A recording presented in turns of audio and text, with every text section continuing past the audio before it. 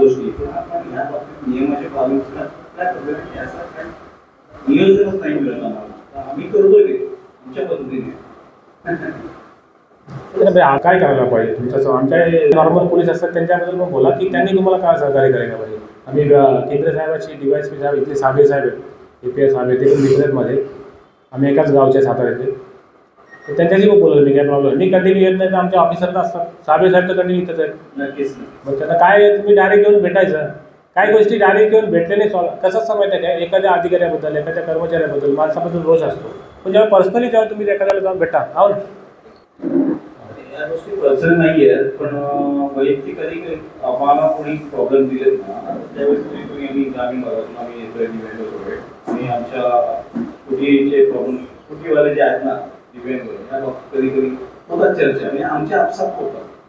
तरी आरटीओचे काही नियम आहेत ना या बाबतीत कधी चर्चात्मक कार्यक्रम होत नाही आपले शासकीय. त्याबद्दल भरपूर आम्ही म्हणजे काय म्हणतात ते आम्ही त्याच्याबद्दल गांभीर्यता आहे आमची. ते कधी निदर्शनात शासकीय नाही त्या पोलीसकडे पण आम्हाला त्याची दखल घेतली जात नाही.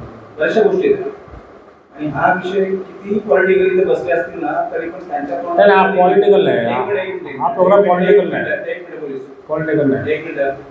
कधीही पोलीस ह्या बाबतीत चर्चात्मक कार्यक्रम करीत नाही.